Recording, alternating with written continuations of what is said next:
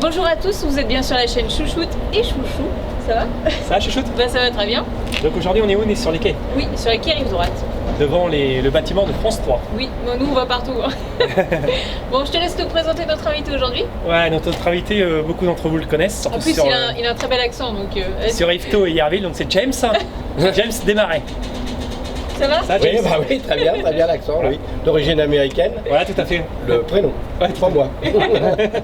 C'est déjà pas mal, c'est un bon début. Voilà, c'est Jacques en fait. Voilà. Jacques. Donc vous pouvez m'appeler Jacques. Jaco. Alors moi j'ai parlé pour tout ce qui est bénévolat, parce que c'est vrai que tu as été bénévole longtemps. Oui, toujours, oui. Oui, toujours, oui. Et du coup, tu fais les manifestations que tu as pu faire. Est-ce que tu peux nous en parler et que tu fais encore? Alors les manifestations que j'ai pu faire, auxquelles j'ai pu participer, oui. Hein, d'accord, puisque bon, quand on est bénévole, on va pas, vous êtes bien placé pour le savoir, mais deux chouchous préférés, mais obligatoirement il va y avoir un groupe, il va y avoir une équipe, hein, d'accord. Donc du coup à chaque fois, la première des choses c'est je n'ai pas fait, nous avons fait, hein, c'est-à-dire qu'il y a toujours eu plusieurs personnes, sinon ça ne fonctionne pas. Hein, ou alors on est dans l'illusion et c'est encore plus dangereux. Hein. Voilà, et donc du coup, je dirais qu'il y a eu pas mal d'engagements bénévoles, très souvent liés au sport et au sociétal. C'est-à-dire, comme on a eu déjà l'occasion d'en parler, le sport, ça a été vraiment un vecteur, enfin un moyen d'aller à la rencontre de la différence, hein, c'est-à-dire à la fois les mêmes que moi, c'est-à-dire ceux qui étaient dans la passion du sport, et puis en même temps tout différent, puisque comme je vous ai expliqué, j'ai vécu jadis, à Saint-Étienne-de-Rouvray, j'ai été éduqué partiellement dans la rue, et là, c'était la rencontre avec toutes les races, avec aussi des copains qui étaient en situation de handicap.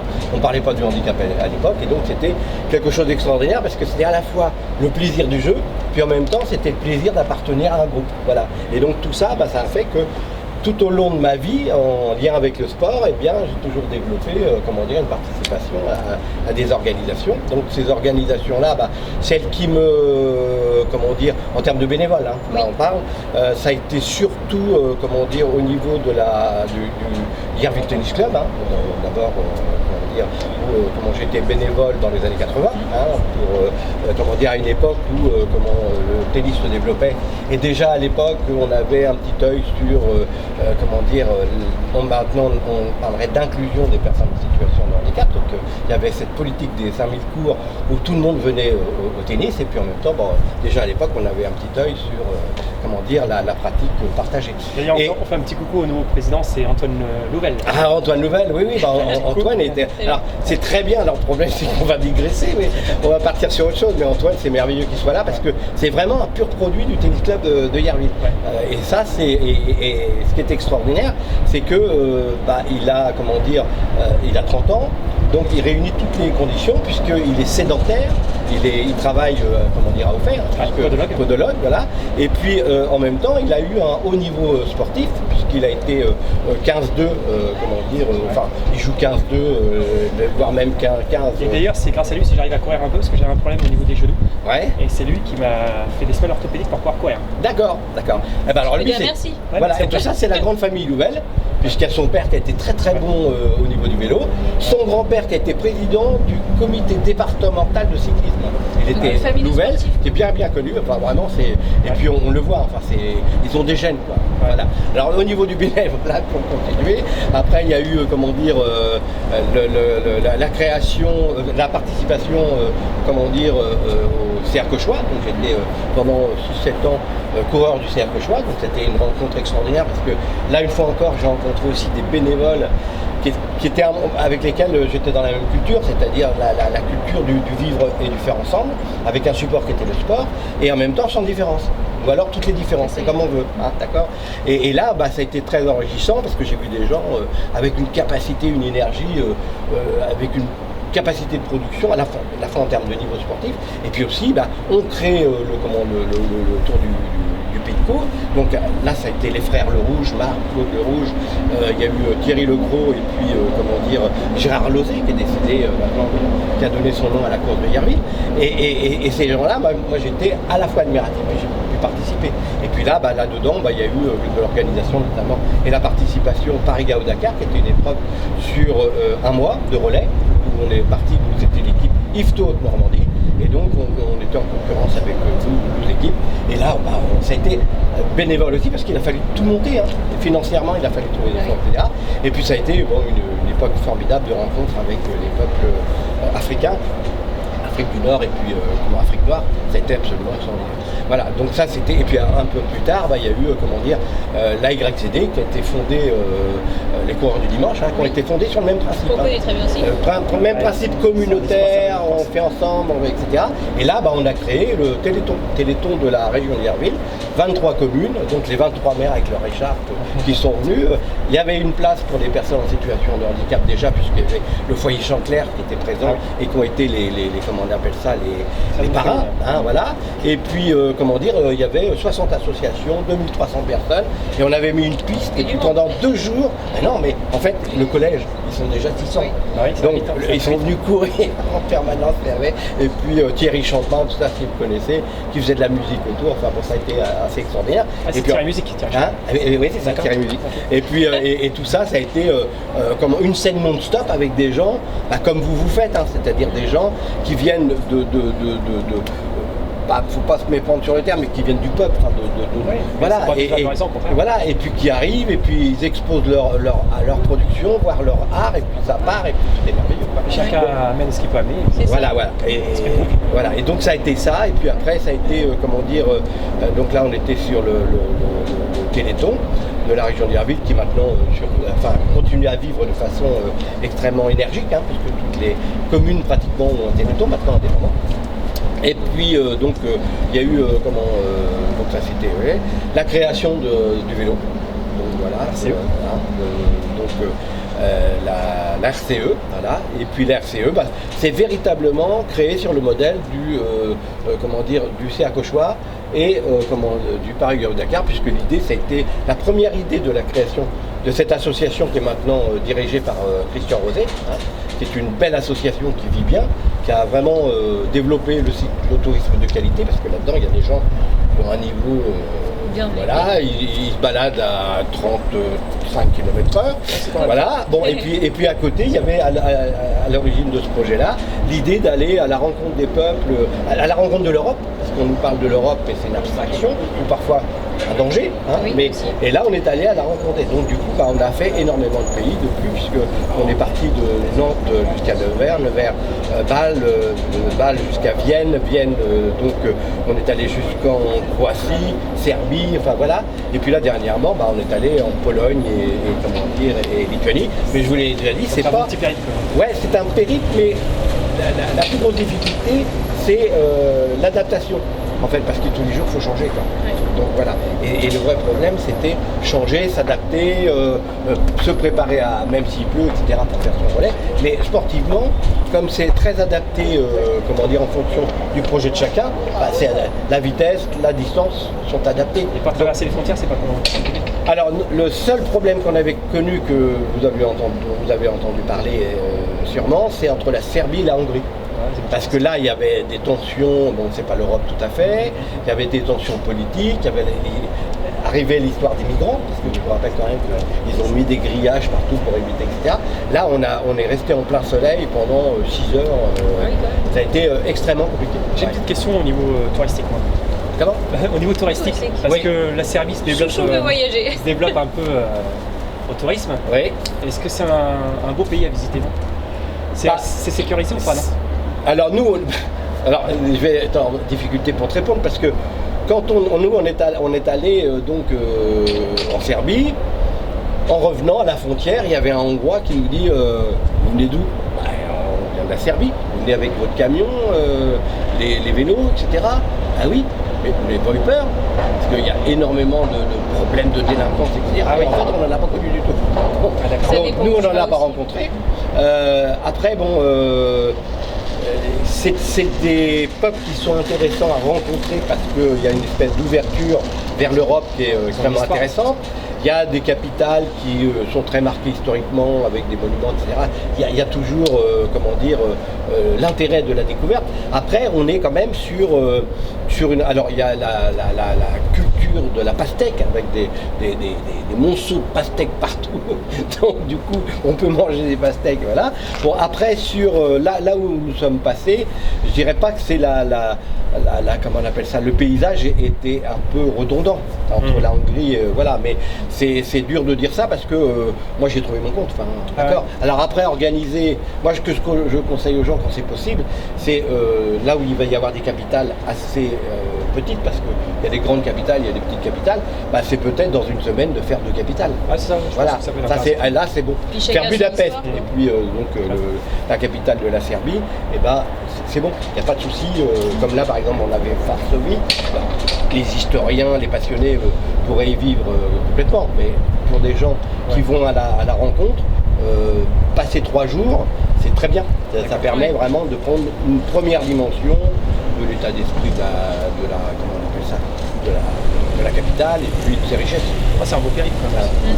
Et il est RCE aussi, il participe souvent, il donne toujours un petit chèque à Dylan. Oui. Donc Dylan qui fait partie de notre association. Oui. D'ailleurs l'association Petit Ange Dylan aussi. Ouais.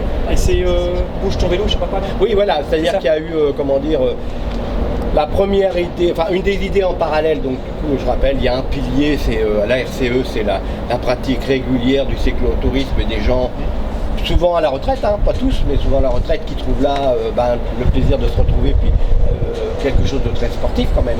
Voilà. Après la découverte de l'Europe, et puis il y avait aussi l'idée d'aller de remettre les gens en selle. Donc remettre les gens en selle. La première idée, ça a été, et ça c'était Michel Morvan, qui était une infirmière qui était avec nous tout au début. Et tout le monde peut participer. Comment ? Ah oui, tout le monde peut participer. Et Michel Morvan nous a dit, on pourrait créer la fête du vélo. Voilà, et donc la fête du vélo, on a créé la fête du vélo. Et la fête du vélo, c'était d'abord un tout petit circuit pour mettre le petit-fils, la grand-mère, l'oncle et tout ça sur un vélo, puis aller venir faire son parcours, puis s'arrêter, regarder. Et c'est une distance de combien ? Là, à l'époque, c'était des distances courtes. Et maintenant, on faisait ce qu'on voulait d'abord. Non, j'ai n'importe quoi. On avait fait un circuit, et puis les gens pouvaient faire le nombre de tours qu'ils voulaient. C'était familial, c'était... Voilà. Aujourd'hui, on est, hors de mémoire, sur des distances de 40, 70 et 90. Et là, c'est labellisé, Fédération Française Cyclotourisme. On peut le faire en VTT, non ? Bien sûr, tu choisis ton vélo. Donc, mais il n'y a pas pour l'instant, il n'y a pas d'épreuve. Strictement, c'est un rassemblement. Les cyclos prennent la distance qu'ils veulent. Et ils peuvent être licenciés ou non licenciés. Ils mettent le temps qu'ils veulent. Et puis là-dedans, tu prends le vélo que tu veux. J'essaierai de le faire. T'as un vélo ? Ouais, j'ai un VTT parce que j'ai un vélo de course, mais comme ça fait longtemps que je me suis servi, je pense qu'il faut faire des réglages. Donc... Toi aussi, il faut faire des réglages. Merci. C'est cadeau. Voilà, c'est cadeau. C'est cadeau. Donc on attaque un peu le côté privé, rapidement parce que bon. S'il a sa question. Vas-y. Non, tu as ta question. Tu as ta question, c'est ta question. Quelle est ta plus grande qualité dans la vie ? L'impatience. La patience. Pour moi, c'est une qualité. L'impatience ? Ouais, mais ça peut être une qualité. Un peu pareil, moi je suis un petit impatient. Oui, toi aussi, oui, c'est vrai. Et ton plus gros défaut ? La patience. L'impatience. Vous avez préparé. Je vais dire qu'est-ce que je vais leur dire. L'impatience. Ouais, c'est vrai que c'est les deux. Parce que si on est trop patient, on n'avance pas. Exactement, la vie est courte. Faut foncer. D'accord, donc si tu as des choses, si tu as des envies, il faut les réaliser. Parfois on se prend un mur, ça fait mal. Comment ? Parfois on peut se prendre un mur aussi. Oui, mais bon. Après, mais bon, ça tue pas. Voilà, c'est ça. Et tout ce qui ne tue pas rend plus fort. Oh là là, c'est beau. Voilà. Et si on est un peu rond, on rebondit. Voilà. Tu veux dire ça pour Delphine, non ? Moi je rebondis bien en ce moment. Oui, j'ai noté que rebondissez très bien. Ouais. Et moi, le souvenir qui t'a le plus marqué dans tout ce que tu as fait, dans tout ce que tu as Alors fait j'ai deux souvenirs dans un. Alors c'est ça fait un peu frime là, d'accord. Bon, le meilleur souvenir, le Paris-Dakar, et comme on avait gagné avec Christophe Normandie, on nous a offert le marathon de New York. Ouais. Ah oui. Donc ça, pas mal, et on était à la fois participants, mais en même temps, on allait quelque part vendre, un peu le Paris-Dakar. Voilà. Et puis le plus grand souvenir, honnêtement, ça a été un lever de rideau au Rouen Spartak de Moscou. J'ai joué en lever de rideau de Rouen Spartak de Moscou, FCR, alors que j'étais à Minina, alors que j'avais gardé pour Thierry. Spartak de Moscou. J'ai pas mis ton Ouais, avant Spartak de Moscou à l'époque. Et c'était à l'époque où la Russie était un peu fermée encore, non? Ah oui, complètement fermé. Moi je te parle de ça, j'étais au collège, c'était avec Shurchin, l'entraîneur Shurchin, qui avait entraîné Rouen, et qui était ami avec les frères Bilic. Bilic qui était, de mecs qui avaient eu un niveau, des Polonais qui étaient venus en France et qui avaient eu un sacré niveau. Et ils étaient copains avec Shurchin. Et donc du coup on est venu jouer, enlever des rideaux au Spartak de Moscou. Et ça reste, parce que moi j'étais fan, habitant Saint-Étienne. Saint-Étienne, ça touche le FCR. Ouais. Et donc moi toutes les 2 semaines, j'allais voir les matchs, donc contre le grillage, dans les coins. Il y a une invitation là. Faut revenir. Pourquoi pas. Mais j'ai toujours été. D'ailleurs, même si le Havre aujourd'hui a de bonnes espérances avec son nouvel entraîneur, qui est un mec de qualité. Le cœur, il est. C'est pas pareil. Éternellement. On a chacun ses clubs. Voilà, les diables rouges. Ouais. Le cul rouge, moi j'ai appris les culs rouges. En tout cas, moi je suis assez admiratif parce que nous on est dans le bénévolat, mais le bénévolat ça peut être caritatif, ça peut être sportif, quand je fais c'est sportif. Et c'est vrai que tu es vraiment imprégné de ça, je sais pas, ta façon de parler, tu es vraiment imprégné par le monde du bénévolat. Tu aimes ce que tu fais en tout cas, ça se voit direct. Oui. Et tu as fait beaucoup de choses. Faut essayer. Puis tu t'arrêtes pas, donc c'est que. Tu fais beaucoup de choses. Et tu as encore beaucoup de projets parce qu'on a discuté avant et franchement. Et même tu as envie d'aider les autres parce que voilà, tu as parlé aux messagers et tu as envie d'apporter toujours quelque chose aux autres. Et ça c'est rare parce que tu en as que parfois qui partagent pas. Oui, c'est la question de la réalisation, c'est-à-dire qu'on se réalise quand on réalise. Oui. D'accord. Donc tu vas te réaliser, tu vas accomplir quelque chose, mais à partir du moment où les choses s'inscrivent dans le réel. Ouais. Donc l'inscription dans le réel, sinon ça sert à rien. Je veux dire que nous on est des êtres de parole, si on n'en reste qu'aux paroles, les êtres humains, les animaux aussi peut-être on parle, si on en reste aux paroles, on n'avance pas. C'est-à-dire d'abord il y a la vie, il y a la parole et puis il y a la vie. Donc la parole elle sert à améliorer la vie, donc à agir. Et puis autant qu'il est possible, dans son intérêt aussi. Parce que quand on fait du bénévolat, il ne faut pas oublier non plus qu'on est gratifié. C'est-à-dire on rend service, mais il y a un effet boomerang. C'est-à-dire que tu rends service à quelqu'un, tu t'arranges quand même pour pas le mettre dans l'obligation de te remercier. Voilà. Et puis hop, parce que tu retrouves en termes de comportement, en termes de sourire, etc., c'est hyper gratifiant. Donc je suis d'accord. Chaque fois qu'on fait une vidéo, on est toujours à un petit moment, on est hyper content. Si on a toujours partagé un moment, souvent il y a beaucoup de rire aussi. On est content de vos vidéos. Et on partage un petit café, c'est vrai que ça nous apporte beaucoup parce qu'on découvre les personnes autrement.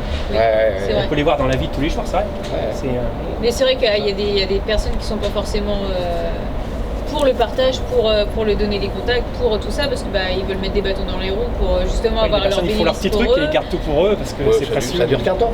Ça dure qu'un temps. En général, ça les rattrape.